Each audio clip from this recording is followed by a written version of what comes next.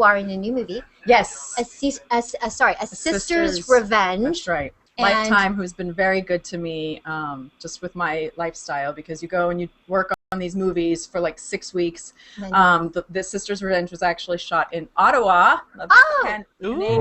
Canada. All right. First time there, and it was beautiful, and I loved the architecture and everything of the city. But it was great to get to explore and stuff. But the role is really fun because she's just not dealing with reality. Are you the vengeful I'm the villain. You're the villain. You're the bad girl. Yes, and I get to play a lot of different faces, so that was fun. And she plays cat and mouse with this man who she believes is responsible for her sister's death, and then she proceeds to make him suffer in many ways that she feels is necessary. So when is it on? When's the movie on? It's going to be on the 27th, April 27th. Oh, okay. I believe it's 8 p.m. Yeah. Yeah, next week, Friday or Saturday? No, Eastern, Saturday. Yeah, Saturday, next week, Saturday. Yeah. Okay, so you guys watch out for it on Lifetime. Yeah. I know that you guys have questions for Brooke, so I'm going to turn it over to you really quickly. Justin, go ahead. I'd like to start by asking how your neck is, because I know you had a really bad accident and injured yourself, really badly. How are you now? Thank you so much. That's really kind of you to ask. I'm doing amazingly well. I have a little scar here in the front and a big nasty one down the back. I'll show you. I'm showing it off with my new haircut. Wow. Oh, wow. I have a rod and 2 plates and 10 screws, all titanium. Whoa. But I'm, have 100% recovery, so I'm walking. I'm a walking miracle. I didn't know that it was that serious, actually. Paramedics actually use my story as an exception to the rule, because I don't know another person. I've been doing a lot of spinal cord charity work and stuff since the accident in 2005. And I don't know another person with a C3, 4, 5 injury that's walking. Wow. Oh my God. Pretty intense. Yeah, I'm very, very lucky girl. Did you just, I know it was some kind of a diving accident. Yeah, my swimming pool, black bottom pool. I hit the slope, just misjudged the depth by 6 inches. And it was a paralyzing break. My friend who was at the house was a fireman paramedic, and he saved my life. Wow.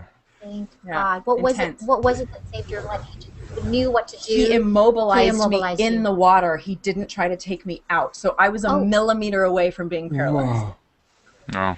And my surgeon said that if he had taken me out of the water, the weight bearing on my neck at that time would have caused me to be at least a paralyzed. Oh, I didn't know that. Wow. It's good to keep around. Take you out of the. Yeah, can we just have him walk around? Yeah. He's a good man. He's a good man. That's an amazing story, Brooke. I had no idea it was that serious. But I have another question. Yes. Okay. Let's go to Kim. Go ahead. With the experience that you went through, you mentioned a charity that you're working with. Can you tell us more about the charity? Yes, absolutely. It's called Life Rolls On, and a dear friend of mine, Jesse Billauer, started it. He actually broke his neck. He's a quadriplegic. He broke it surfing. He hit a sandbar, and he and his brother, Josh, started this charity called Life Rolls On, and they just actually merged with Christopher Reeve's Foundation a couple of years ago. So now they are together working on keeping people who are victims of spinal cord injury in action. So they take them surfing and skateboarding and just keeping them active, and so that they feel like they still have some hope for living, and that just because their mobility has been changed, that their life doesn't have to change. Their mind is what's important, and the love and that they share with their friends and family. Now, do you have a website? I don't even have a website. Oh my gosh. Kim, I think you need to talk to her. I know. For more information and all that kind of stuff about your charities and things. Yeah. I think it's important to have a place where you have control over what messages you want to put out. It's forcing me to be more involved now with social media, because my kids are, so I need to know how to protect them. Your kids? How many kids? Well, I have one biological, one stepdaughter, and I'm in the process of adopting my little 5-year-old niece. Really? All girls. The seat is always down. Which is why I don't do that much social media, because I don't have time. No, you're busy girl. The the tweeting and all of that, right? Busy girl. Kempton, yes, go ahead. Yeah, Brooke, I have to ask another follow-up on the diving. So I think there are reality TV shows in the States and actually in Asia too, pushing celebrities doing diving. And Yep. that's, Oh, yes. given what you did, like that's totally crazy. What's your thought on it? Splash. I was asked actually to be a part of the Fox show that they did a special You're 2-hour. kidding. No, and then Splash, I think is That's the called ABC Splash. Yeah. show. Yeah. Yes. Which, you know, I don't think people realize how dangerous diving can be. Obviously, on these shows, they have pools that are It's completely extremely deep controlled. and it's Yeah, controlled, and yeah. so it's a different Yeah, kind of but thing. But I will have you know that, you know, for a long time, even being near a pool, I had post-traumatic stress, you know, Sure, I'm sure your heart like stuff happening where I would just fast, burst yeah. into tears just being near the pool because I would relive, you know, the shock and all of that. But I decided that what I wanted to do with what happened to me as far as breaking my neck and working in that world is to take it more to what good can I do to help actual spinal cord injury research and, you know, help other people who have experienced it, who have already experienced it, and how can we be of service to them. And, you know, as they said to me, I had survivor's guilt actually when they were asking me to that's speak for them one interesting. time, and it was really sweet because my friend Jessie said, "You're standing for those of us who can't." Right, Mm. right. But I've had the similar mental experience, and yeah, it's pretty intense. So I didn't want to be a part of those shows because to me it is, you know, as Hollywood likes to do, they make light of certain things, and for Yes. me this is something that was an extreme Very tragedy and serious. very scary Yeah. in my life. So What I like about you too, Brooke, is that you have such a colorful career in terms of what you portrayed. I mean, we've seen you in the Hal movie. What was it called again? Shallow Hal. Shallow Hal. Yeah. You're not Oh, I love that. stuff, which I love. Because, Totally. I mean, look at you. You just, you know You know what I have mean? to be able to laugh and- at yourself, for And sure. and then you hosted that funny show with our Mark Thompson, who was here. Oh my gosh, Have that's fun. right. Hole in the Yeah, wall. Hole in the Wall. That's what it was called. Tony, we're trying to remember what it was. It was Hole in the Wall. Girls got to make a living. No, that was fun.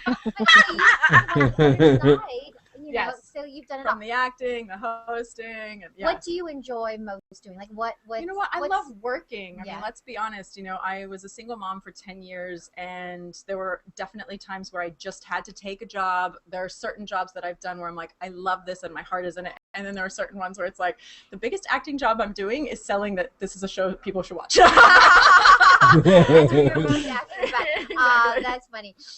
No, it's all good. I love seeing you through the your different Yeah, but career it's work, paths. you know. and Yes. it's great to be working, and I love, you know, working hard, and so I like all mediums. It's really, we're lucky to get to do what we do. Jimmy and Cordell, what's your question?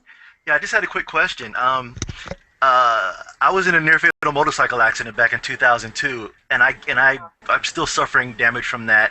And I wanted to know, how did you get over your fear of being around the water? Because I get the same anxiety when I get near a motorcycle. Even though I love motorcycles, I still get that same anxiety when I get around them. So I just want to know, what did you do internally to get around that?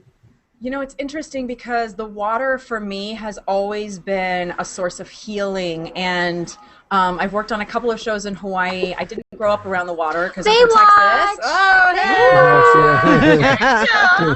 Back in the body days before children. Whatever. Stop it. No way. Whatever. Yeah. I mean the curvy body days. All right. Whatever. Thank you. Yeah, 2 decades later, you're like, can I wear a wardrobe for this job now? But my point being was that I got back in the water right away. Only because, first of all, it was, you know, it made me buoyant, so it actually helped with my pain. Therapy, yeah. And the other thing was, I never wanted to be afraid, you know, to be in the water, because it was almost a numbers game for me. I was in the water so much, and I dive and swim and work out in the water, and I go there when I need to, you know, cleanse myself of a day or whatever it is. And the diving was what was I was really going to say, I difficult. think the diving is the thing that perhaps you would not do. I made a feet first sign in my backyard, so we only go in feet first at my house. But it was the summer of 2011, my little girl said, I want you to teach me how to dive. Oh gosh. And that was a Oh. major facing of the fear of going headfirst into the water again. And I went to a pool that was 12 feet deep, and I started like a 3-year-old, and I sat on the side of the pool and put my hands like this and literally just fell in. Baby steps. And baby Yeah. steps. Yeah. And I did it with her, and then we ended up actually diving off of a diving board together. That was the last time I did it, but I did face the fear. Right. You don't have to. Yeah. Not a professional I diver. still You get a don't little- have to. So I have a follow-up. about it, but Yeah, exactly. I'm going to give the Captain question to you, Ayub. Go ahead. Oh, you are a very positive, very bubbly, very happy person just from this interview. And I'm wondering, how did you manage to play an evil character in this movie? It's acting. Yeah, where do you dig? Yeah, Who exactly. do you find? I think all of us are complex human beings, and I actually look for in every role the things that I don't find a connection to. I do try to look for what it is in this character that I can relate to. And for this role specifically, A Sister's Revenge, I have 2 sisters. One sister who's older, who has had a lot of struggles in life, and I love her very deeply. And I was trying to put myself in the position of, if I felt like, if I truly believed that anyone hurt her and it cost her her life, if I tipped into the world of non-reality or had some kind of chemical imbalance in my brain, yeah. would I ever be able to say, you know what, that person hurt her, I will go to any length to now hurt them. Right. And again, it's you're stepping into fantasy, because in reality you can't deal with things that way. But that's kind of the fun thing about what we get to do, is they're like, let you go and take that leash and run with it, and then it's like, oh, I am avenging my sister's death. But you don't take that character home. I know some actors who do say No, that they do. I and can't. You can't. Yeah. You've got little ones at home. So you Exactly. You I can't have go to be totally able to laugh crazy. in between those intense scenes and stuff like that, just to break it up. And also because if you don't, it can make you very depressed and feel Dark. that darkness as well. It can really Because sit that's on so you. anti-you. I mean, when I sit here. Well, I mean, again, most of the time, yes. Yeah. But, I have my moments too. I have a quieter side of myself. But I think with this industry and what we do, it is fun. And like getting to talk to you guys, like, this is really cool. So I'm excited. Well, you're Nice amazing. to see you outside of your rock. Nobody wants to be around me, trust me. I have. Not right now. Oh no, I can't ask another question. Sorry. I totally have a girl crush on Brooke now. You're Oh yeah. you. Thanks for joining us. And hey, you guys, thanks for hanging out. Will you take Picture? Oh no, I can take a photo. Actually, now I don't have to ask you. But here's a camera. Here. Thank you for coming outside of the rock. One, Oh, I two, think I was looking down. Oh, Thank you. wait, I'll take it. Okay. Here's I'm too excited. That's why. Yeah.